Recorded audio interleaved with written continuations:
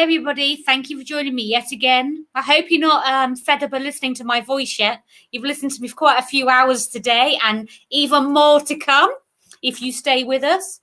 Our next guest, we have got the beautiful and lovely Bridget Marquardt. Hello. Hello. I hope I pronounced that correctly after my practicing. Sorta. How are you? Because What? I said, how are you? Oh, I'm doing great. Okay. And we're completely different time today. You're 8 hours behind? Yeah, I believe it is 8 hours. It's 2:00 in the afternoon here. So it's not bright and sunny outside. It's a little bit overcast finally because I'm in LA and we've just had last week we had such hot. I mean, it was like 104. What? But this week it's like kind of overcast and a little bit more fall like. Wow. That's really hot. It was so hot. Wow. So for those that are joining us that don't know about anything about you, can you give us some information about who you are, what you do, where they can find you? Yeah, sure. So my name is Bridget Marquardt. I am best known for my part on E's The Girls Next Door, or I think it was also called Girls of the Playboy Mansion outside of the U.S. And I lived at the Playboy Mansion for over 7 years with my co-stars Holly Madison and Kendra Wilkinson, and of course Hugh Hefner. And after that, I went on to do a show on the Travel Channel called Bridget's Sexiest Beaches. I think abroad it was on TLC, and it was called what was it called? Just Beaches or something like that. Yeah, it's always changed when it moves, so it comes over here. The name's what it is over there. I don't know why they do that. I don't know. Well, they told us with Girls Next Door that the term Girls Next Door didn't really translate other places in the world. Like people didn't really understand that the way we kind of use it here. And so then it was just kind of more generically put Girls of the Playboy Mansion. But I can't remember why what they changed the Beaches show to. Anyway, then I did a stint on Yahoo for a little while. That's my cat walking by if you guys are wondering. It's not a ghost. I did a stint on Yahoo for about a year where I had my own animal show called Animal Nation. And then I also did like a little Halloween area too, where we did 6 fun Halloween episodes leading up to Halloween that year. And now I have my very own Ghost Magnet podcast. It's available everywhere where you can get podcasts. iTunes, or I guess it's Apple Podcasts now, Spotify, iHeartRadio, Libsyn, all of those places. Cool. Wow. So much to ask you about. So you have interviewed some very interesting and amazing people on your podcast. Yes. I'm not going to ask you if you got a favorite because I can't, because it's unfair. And it's too hard. It's too hard to pick a favorite. I was going to say it must be too hard to pick one. Although I will give you a sneak peek thing, and this may be my favorite guest too, but nobody knows it yet. I got the chance to interview Cassandra Peterson, who is Elvira. And that was like my dream to interview her for my show. And I finally got to interview her, and she is going to be an extra special Halloween episode on my podcast. We usually just pop them out every Monday mornings, but this one is going to be on Halloween Day. We're going to put hers out. So I'm excited about that. And you've got so much coming up in the next week, haven't you, with Halloween coming up? Have you actually got any plans Halloween night? We've asked every guest, so I've got to ask you too. No, I mean, There is going to be some. I know that trick-or-treating is actually not allowed in a lot of places, but we live in this gated community and they have agreed to allow some form of trick-or-treating. So what you have to do is we have to prepare the candy in like little bags with gloves on ahead of time and then leave it out, or get like those really long tong things. Yeah. And they're allowing the kids to do timed trick-or-treating so that there's not like a big group at your door all at once or anything like that. It'll just be like, and they don't come to the door either. Like you have to be at the end of your driveway outside, open with like long tongs, and they have to like space themselves out coming to the house. So we are still doing that, which is great.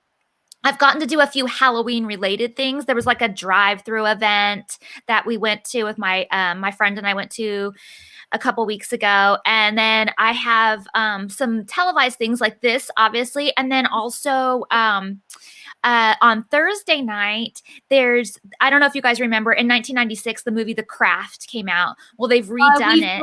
Who doesn't remember The Craft? Amazing, right? So they've my favorite films in the 90s. So they redid it, and it's redone by Blumhouse, which I love. I love them. They do such a great job with all of the movies, and it is coming out on Thursday night. And so we are doing a live Twitter watch party. I don't know what time it would be for you, but it's 5 p.m. Pacific time here for me. So whatever time that is, everybody's starting the movie at the exact same moment. And then we're going to like tweet about it and Instagram about it live while it's going. And the director and the writer and everybody's going to be on for that too. And then on Friday night, I was supposed to go on the Queen Mary. The Queen Mary is shut down right now due to, COVID and everything. But they were allowing on a small amount of investigators to do a live paranormal investigation. People can like go on, I think it's like $19 or something to buy tickets for the whole weekend and watch us live investigate. And I was going to do my podcast and that kind of stuff on the ship. Well, I guess the cases are spiking again, so they're limiting. So I'm not actually going to be on the ship, but I am calling in and I'm going to see what's going on there and talk about my stories that have happened on the Queen Mary and still be a part of it. So if you guys want to click onto that too, that's going to be a fun experience. That's with Darkness Radio.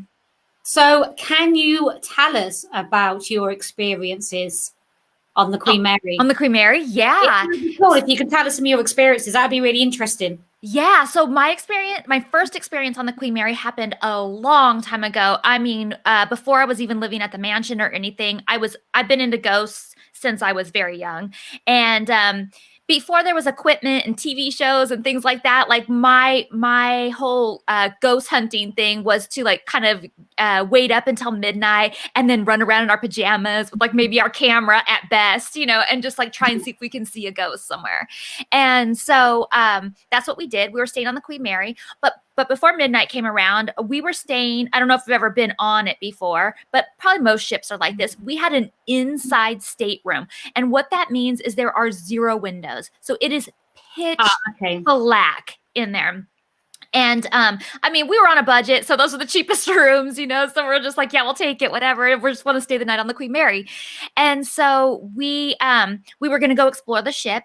And so we thought, oh, we'll leave the light on because it's so dark in the room. We don't want to come back to just like, stumbling around. We'll just leave the light on.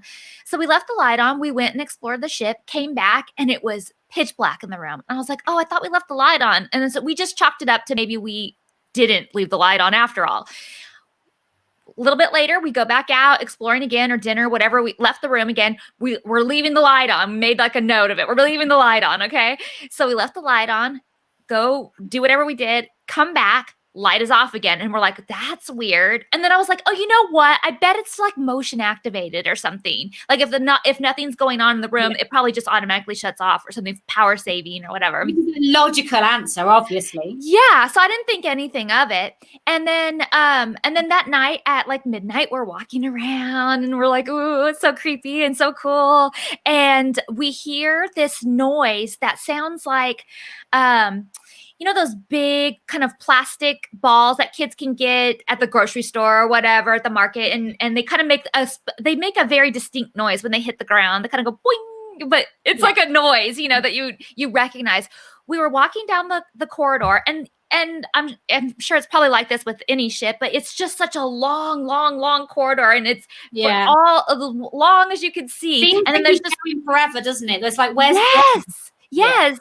And there's little offshoots, but you can't really see down those because it just looks like one straight corridor. So we're walking down and we hear this ball behind us and we both turn around to look, and out of the corner of our eye, we saw something like go what looked like it went through the wall, like a little kid. And I was like, did you just see that? And he was like, yeah, I just saw that too. And I'm like, wait, what did you see? And he's like, it looked like a little boy. And I'm like, I thought I saw a little boy too. And then we're like, did he go through the wall though? And then we're like, oh, there must be a little corridor right there that goes to the room. So we back up. Nope. It was just a wall and there was no little boy and there was no ball. So I don't know. And then years later, I was back on the Queen Mary, and I got to be the first one to stay in room B340. And if you know anything about room B340, it is the most haunted room on the ship for like 30 years. Like since the 80s, they quit renting it out because there were so many problems going on with that room. Every time someone stayed in there, they would be reporting incidences, the water turning on its own, the bed unmaking itself, just a lot of weird things going on in that room. And so they stopped renting it out for like over 30 years. And then they redid it, and they kind of, they opened up 2 rooms and made it a little bit more of a suite. And I was actually their master of ceremonies for the Dark Harbor, which is this big Halloween event they put on outside. That's like haunted houses and, you know, festival rides and junk food and all that good stuff. Lots of monsters. And I got to be the first one to spend the night in room B340. And I was so excited. But nothing happened. The best thing that happened though was that I was in the room and nobody knew it was being rented out yet, and I could hear people walking by going, "Oh my God, this is the most haunted room on the ship right here. They don't even let anybody stay in it. It's so haunted." And then I would start jiggling the door, and people would panic and freak out. So that was fun. I told the Queen Mary, "I will live in here and do this 24/7 because it's so much fun for me." Oh, but somebody did. You know when you can peep out the peephole? Yeah. And you see, so it's in this little tiny hallway, or the doorway to go into the room. And in that hallway on the wall, and I don't know how they figured out how to do it just right, but when you peep out the peephole, they pasted a picture on the wall in front of the door, a picture of the girl from The Ring, so that when I looked out my peephole, all I saw was the girl from The Ring looking at me. Thank you. I don't know how they knew how to do that or where to put it or even who did it. I still don't know to this day. Then one more story from the Queen Mary. I was actually, I have 2 little stories from the Queen Mary. We were there with Girls Next Door and we were filming. We were with Hef and everything. And Hef didn't come on the tour with us, but we all went on this tour. And we were in the dressing rooms near the pool. They have these they're like little closets that were, you know, changing rooms for the first class pool. And we were standing in there and we were all just kind of like listening and feeling it and being part of it. And I felt I thought I saw a shadow figure starting to form next to me. And to the point where I don't usually get too scared at things. Usually there's times, but I started like getting hyperventilating and I was thinking, are we going to move on? Because I think there's something like building right here. Like I just kept seeing, it was pitch black in there, but this thing was like blacker than black. It was just like, and it kept like growing. And I thought, I don't know what I'm seeing right now. Shadow, that type of, was like a dark shadow that was just expanding. Yes. It darker than the dark that we were already in. And then recently I was on the Queen Mary. This was probably last year, I think. And my friend and I just went to go stay in room B340 again and do just kind of like a whole haunted thing at the ship. And we were walking around and we went on the ghost tour, even though I've done that ghost tour a million times. I was like, oh God, I could host this tour, you know? But so we kind of were lagging towards the back because we've heard the stories before. And we had our own little like K2 meter and things like that with us. And we're walking down on B deck and we both saw something go in front of us, like a mist, like a dark, hazy mist. And it went down one of these little corridors and my ghost meter went off. Like everything was like going off. And my friend was like, did you just see that? I'm like, yeah, did you just see that? And then the tour guide was way down the hall. He's like, girls, we're waiting on you. Like, hurry up. And we're like, but wait, we just saw a ghost. And then we walked like a couple more feet down the hallway, and on the side of the wall was a plaque that said that in like 96, or maybe that's just the number in my head, but previously a ghost sighting had been right there. Wow. So same spot. That's amazing. Yeah. So we thought that was pretty cool. Oh, and back to that very first time I stayed on the Queen Mary when the lights were going on and off and we thought we saw a little boy. The next morning I got up and housekeeping was out front and I was like, oh, I was just curious, are the lights on motion sensors at all? Because, you know, they keep kind of going off when we leave them on. And she was like, no, honey, you're staying on B deck. And B deck's the most haunted deck. Things like that just happen here. I love I was like, oh, okay. She's like, your TV will probably turn on and off too. it. And All did just nonchalant and no big deal. No, I don't think our TV turned on and off, but yeah, the lights, just the lights. So those were my Queen Mary experiences. Oh, there were some other weird things. I was just there last Halloween too, and we kept hearing like a cat meow in our room. Oh, There was no cat in our room, and I'm pretty sure pets are not allowed on the ship. That doesn't mean somebody didn't sneak one in, but it sounded like it was coming from the old furnaces, which don't work anymore. yeah. And then we thought, well, maybe it's like a little kid we can hear that's outside, but we were on if you've ever been on the Queen Mary, one side of the ship is overlooking the parking lot and the festival that goes on and that kind of stuff. But the other half of the ship just faces the bay and the ocean. And we were on that side of the ship with just the bay, just the water beside us. So there was no cat there. Wow. So I don't know. I don't know where that was coming from. So I've got some questions for you. Sure. From before I lose all the comments, because there's a few gone past already. I'll go back to those. Lindsay wants to know. I'll put them on the screen. Lindsay says, Bridget, I know you love animals. I remember Gizmo, your cat. Do you believe? Oh, you were just talking about this, weren't you? Prior to coming on. Do you believe the spirits of our pets stay around? So I did have a cat. She lived to be 17. Her name was Gizmo. She's a black Persian. Amazing.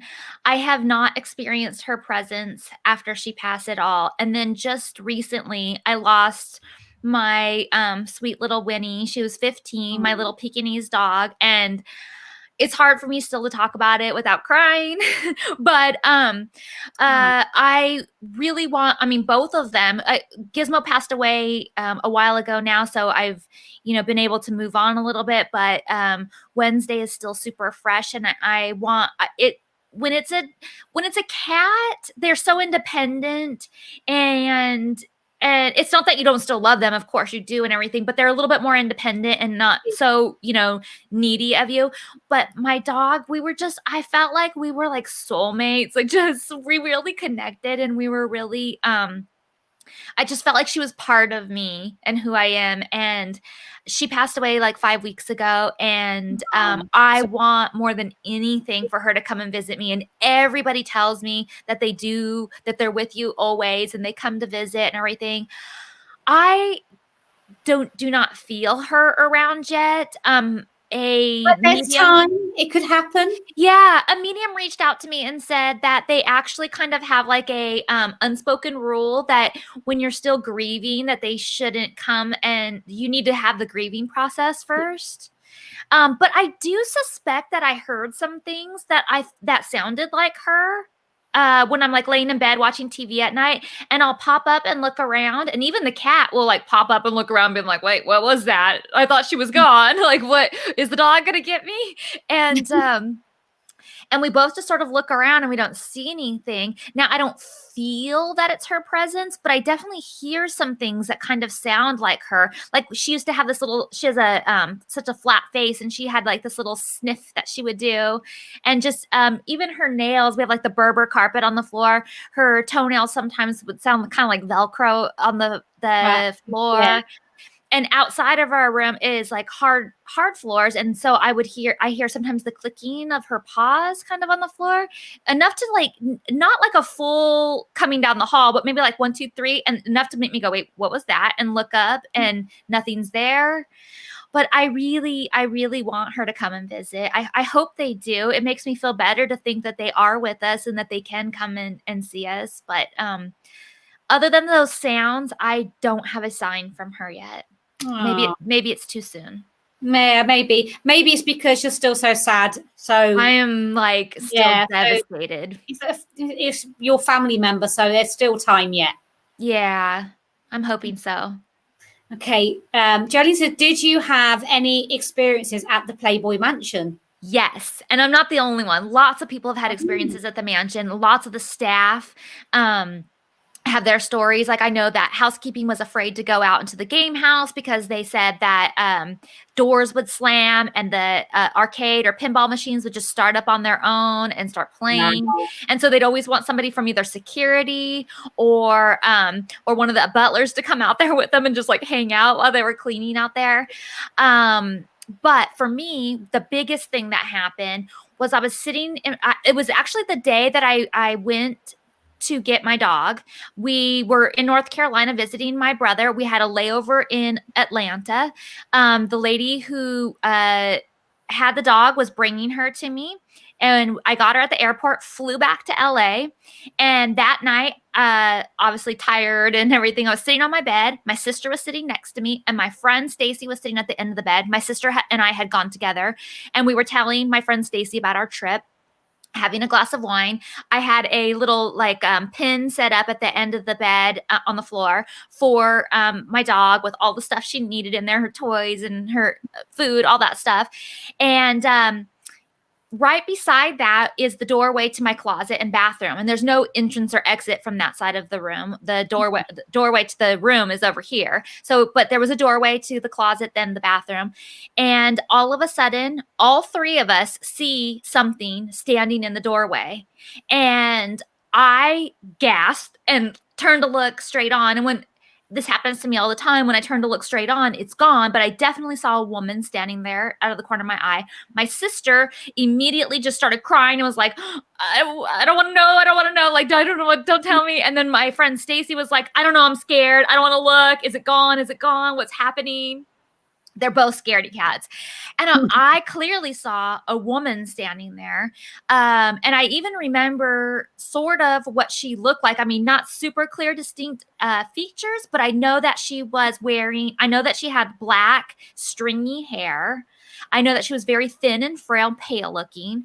She was not dressed in old-fashioned clothes. Like people always say ghosts are always, I've been asked that before. How come ghosts are always in old-fashioned clothes? Aren't there any modern day ghosts? Well, this one was not in old-fashioned clothes. She was wearing a white t-shirt that looked really baggy and kind of too big on her. And she was wearing like black sort of acidy wash jeans that were just normal. And she was just standing there kind of leaning against one side of the doorway. And I think she reminded me very much of one of Hef's social secretaries that he used to have years before. She had passed away from cancer. But I had met her not while I was living at the mansion, but when I came a few years prior just to test for Playmate. And she was always like super into everything that was going on at the mansion. She'd stay there till the wee hours of the night. She was into all the pets there, making sure everybody was taken care of. Everybody had what they needed. Everybody was okay. And I honestly think that she was just coming to check on the new addition to the family. Well, possibly, yeah. That's my guess on it. But there's an original ghost story to the mansion that Hef told me, and it's Mrs. Letts. And Mrs. Letts was the wife of the original owner of the house, who built the house. The Lettses, Arthur Letts Jr. built the house. They were actually from England, or at least his family was, Arthur Letts Sr. And they came, it was the first house in that whole area of LA. And supposedly his wife fell, jumped, was pushed, we don't know, off the balcony into the marble floor and died and haunts the mansion. And so we would have murder mystery themed birthday parties based on that original ghost story and that kind of stuff. But if it's true, I don't know. Oh, that's interesting. We've got another question for you. Dennis would like to know, how did you go from Playmate to the paranormal? I actually didn't. I was already paranormal before Playboy. So the paranormal is something that I have been interested in ever since I was really young and had my very first experience. I actually was interested in it even before I had my first experience. But I tell people I think I was born kind of creepy or spooky because I've always loved horror movies and spooky stories and Halloween and dressing up and the whole genre. And so when I was 12, I was already babysitting and that kind of stuff. And I saved up my babysitting money and I went and bought a Ouija board. And I had my cousin come over. My cousin was probably 10 or 11. And we were playing with it. I was 12. You were 12. It's wonderful because you said my cousin was 10 or 11 and I got him to come over and I thought, Okay. And we were playing with the Ouija board. And at that time, at that age, hopefully, and we didn't know very many people who have passed away at that time. So the only person I knew that had passed away was my great grandfather. And so we were reaching out to him, and supposedly we were talking to him. But eventually I was accusing her of moving it. She was accusing me of moving it. And we just got bored and put it away. But then after that, I started having experiences. I started having, I actually saw him. And then I started having nightmares, and I started feeling like I was being watched and followed. But it wasn't like this positive, good feeling like, oh, my grandfather's looking out for me or anything like that. It was more scary and sinister. And looking back on it now, I think that it wasn't really him, that it was like a trickster type thing, and something else came through. But my first experience with that was I came home from school, came in through the back door like I always do, which is through the laundry room. Shut the door, came in, sat down in the living room, and was, I don't know, watching TV or doing my homework, whatever I was doing on the at the coffee table there. And I heard the back door fly open. And I was like, oh, I must not have closed it tight, obviously, right? So I get up and go over there and look out on the back porch, whatever, close the door, go back into the living room, not thinking anything of it, sit down, going through my stuff again, and all of a sudden I hear it fly open again. I'm thinking, that's weird. So I get up and then go out there, and I'm a little bit nervous now, and I'm kind of looking around, and nobody's out there. So I'm like, okay, well, whatever. Close it. Make sure it's shut tight this time. I rattled around a little bit. It's fine. By the way, we lived out in the middle of nowhere, like in the country, 7.5 acres. Like, wow. No neighbors. No, next neighbor is far away. So then I go sit back down, and I hear it open again. And this time I'm scared. And so I get up and I walk really slowly to the back, and I'm like, oh my God, what's happening? Is somebody here? Like, I'm not thinking ghost at this time. I'm thinking like somebody's messing with me, like a person, which is much scarier than any ghost. And I walk to the back door, and I look out on the back porch, and I'm looking to see if anybody's out there, and nobody is. So I shut the door really quick and I locked it. And then I went running. I started to go running back out, and out of the corner of my eye, again, I see down the hall what looks like my grandfather standing there. Wow. So you've had a lot of experiences then. I have, yes. But I also put myself in that situation because I love it. So I constantly am trying to stay at haunted places and go on paranormal investigations, and I'm actively seeking it too. So it's not like it just happens to me. There's a reason. Okay. Gary would like to know, what's the best evidence you've had on an investigation? Oh, that is a good question. Because I guess I'm a paranormal investigator, but I'm not like a paranormal investigator. I do it for fun, and I do it because I love it, and I like the history, and I like touring the buildings. And of course, if I get to see a ghost or have something happen to me paranormal, then that's amazing. But I'm not like actively trying to like record everything, and I'm not somebody who like comes back home and listens to hours of EVP recordings or anything like that. Like me. Yeah, but I'll happy to send you my recordings if you want to listen to it. Like, a lot of times if I don't hear anything right off the bat, I'm just kind of like, and I don't go back to it.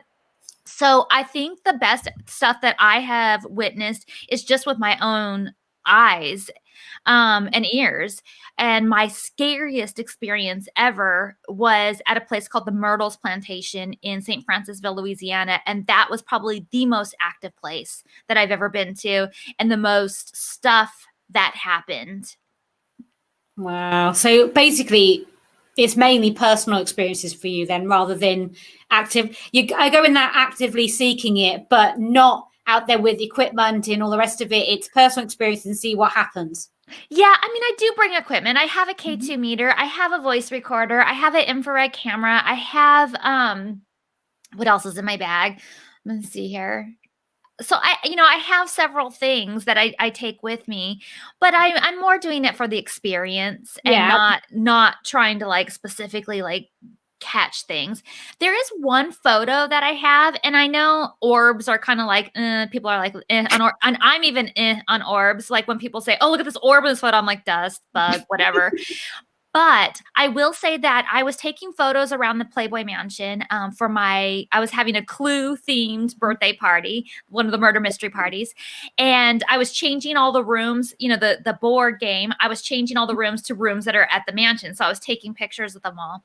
And there's this photo that I have from the Great Hall. Nobody was in there. I waited till late at night so that all of my pictures would be people free. And there is this orb in the photo that looks like the moon is in the mansion. I mean, it is so bright and so big, and it's like intertwined within the chandelier, and I cannot figure it out. And this was back when we actually had pictures developed and everything. And so I took the film and the negatives back to where the people who developed it, and which was a very nice, reputable place that Heft got all of his film developed at. And I asked them what that was in my photo. And so they got out the negative and they looked through a loop and stuff, and they were like, I honestly can't tell you what that is. I have no idea. Wow. So I would say that's probably one of the coolest things that I have, whether that's paranormal or not, because I know orbs, boring. But but yeah, but I think it's cool. Everyone has, it's one of those subjects, everybody has an opinion on it. It's just with orbs. We got a couple more questions for you. Okay. The screen went too far then. I lost it. Okay. Eddie wants to know, if you could do your own paranormal movie, where would it be and why would you base it there? Oh, gosh. I have to really think about that one. That's probably one question, just more different than any other question we've had today. Yeah, it's a good one because I would love to do a paranormal movie.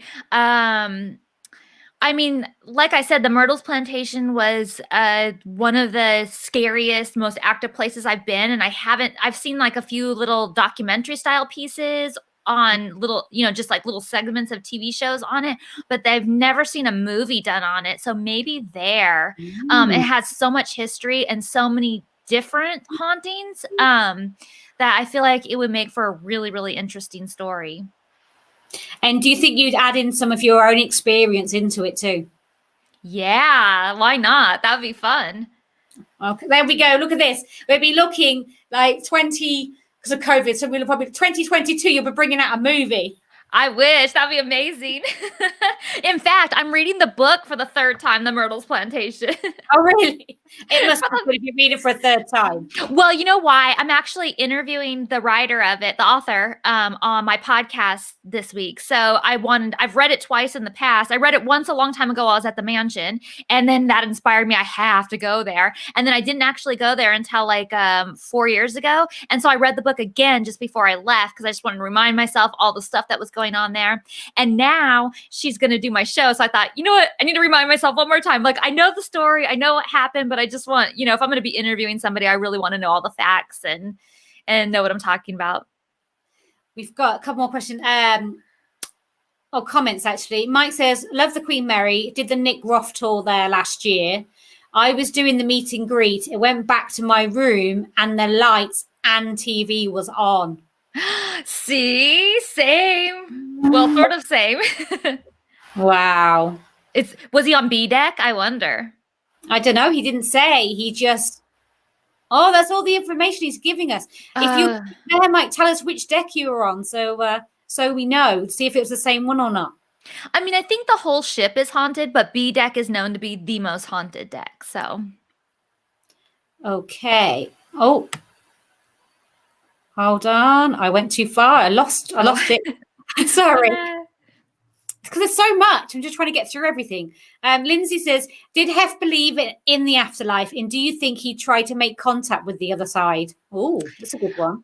I feel like Hef was a good sport about my love for the afterlife and paranormal, all that stuff. But I feel like he wasn't necessarily a huge believer. I don't think he was anti either, but he just never was kind of committal either way. Yeah. But he liked my passion for it. And he also did stuff with us. Like he allowed paranormal investigators to come to the house. We had Barry Taff come and do an investigation there. And he was obviously very, very into Halloween. Our Halloween parties were amazing, and he loves scary movies. So he kind of liked the whole genre. We also, he let me have a medium come to the mansion, and we did like a little seance, and he was part of it. So he wasn't anti. Now, last Halloween, actually Halloween Eve, Holly and I did a seance with Patty Negri, and we conjured Hef. And supposedly, according to Patty, he was there, and he was super excited that we had summoned him, and we were the first ones to have done so, she said, and that he was really giddy and very happy, and was so happy to see us. And supposedly, we were chatting with him. Cool. Mike says if he was to do a movie, he'd do the Winchester Mansion. Well, that was already done. Yeah. That just came out a couple of years ago. I was invited to the house for the premiere of that movie, and then I got to go investigating by myself in the Winchester house after at 1 a.m. Oh, and what are your thoughts on that place?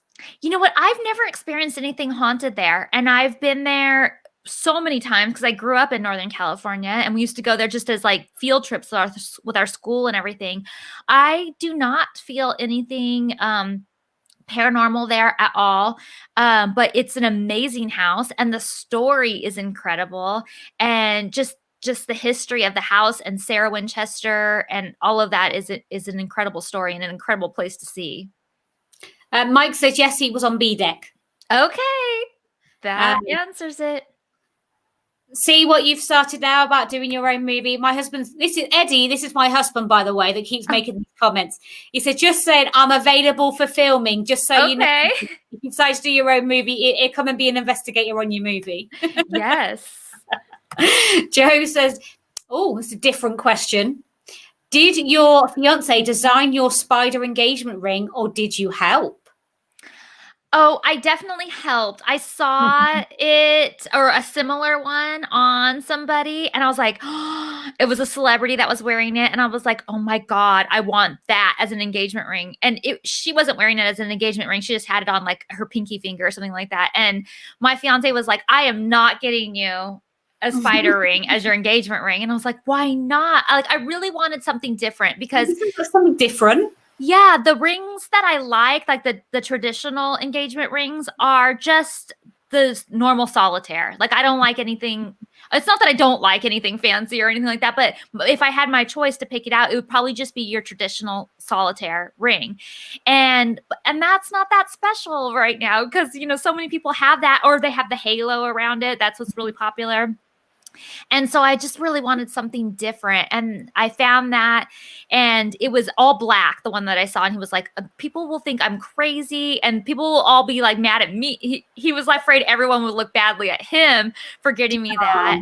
And, but then when he proposed, he got me an all clear diamond one. And so it was kind of a compromise. So he sort of changed it around, but it was inspired by something else, and it wasn't his choice. It was definitely mine. I love it. I love it. Yeah. Vicky says, she's asking if you can show it a little bit closer. So I should have. Oh, wow. It. That's different. I don't know. Let me see. What's the I best like way? it. I should have cleaned it. It really does sparkle a lot when you clean it and don't have like soap or lotion caught up in it. I love it. I don't like spiders, but I like that.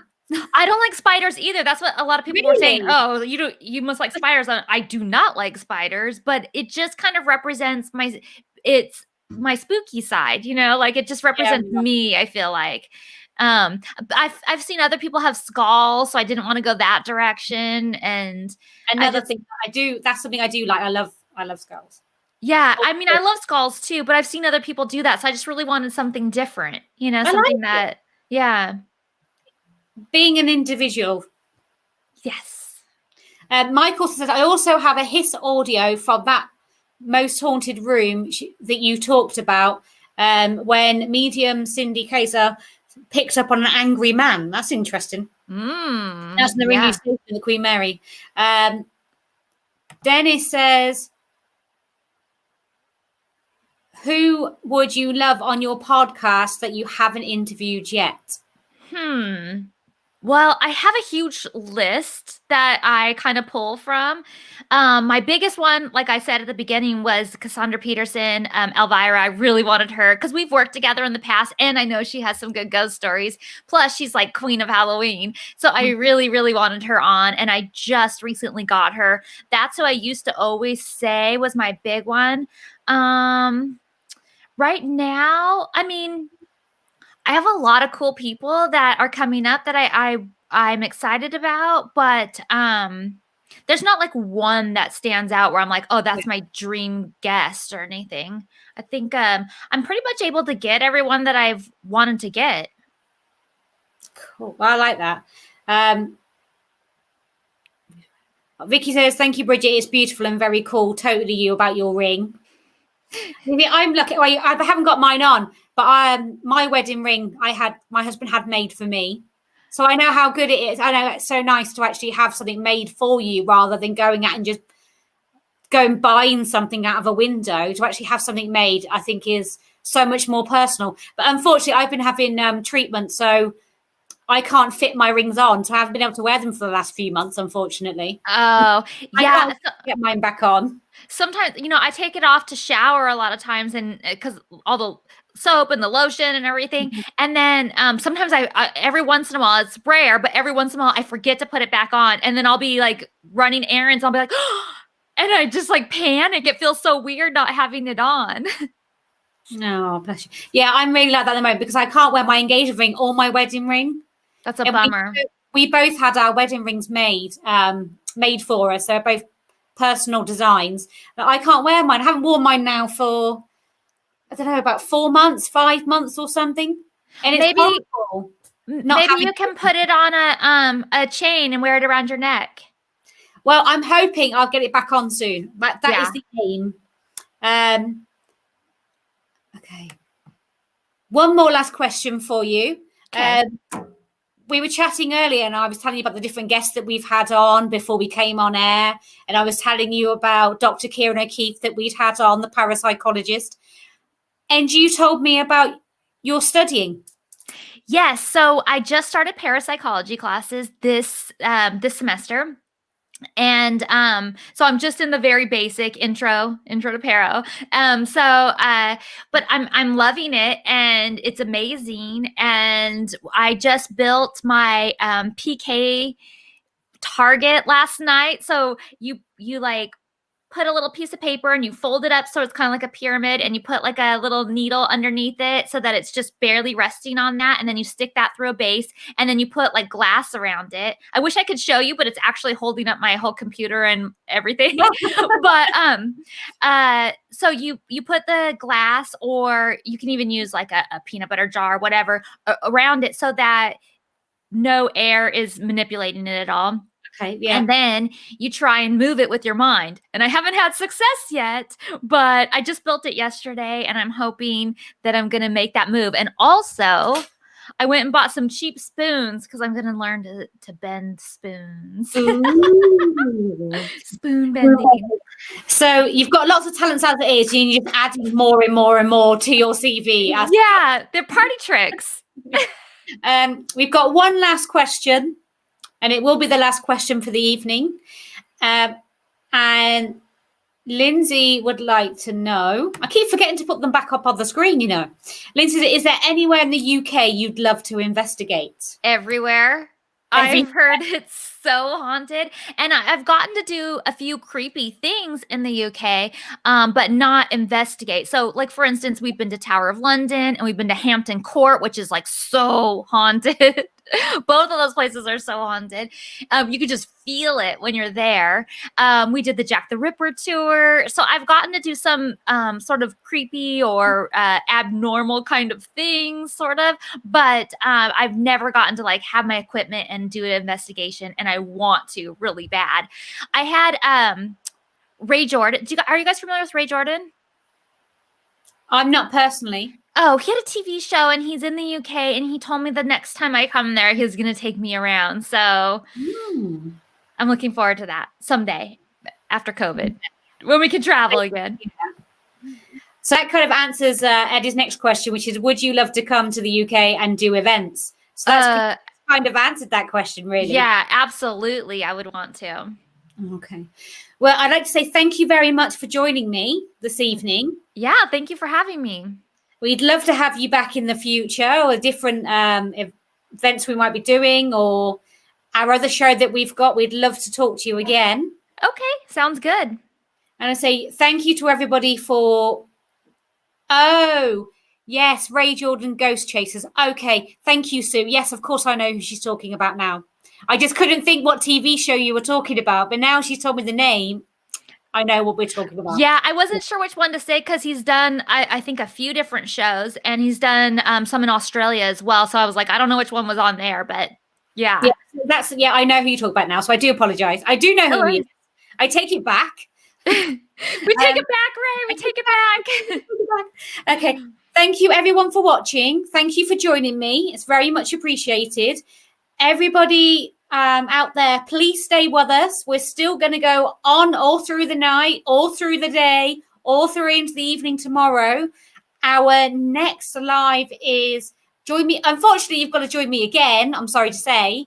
But next we are going live from Gettysburg. We're having a tour. So stay there, everyone. Thank you, Bridget, again. And I will see you all soon. And thank you for giving your time to us today. It's very much appreciated. No problem. Thanks, guys. Happy Halloween.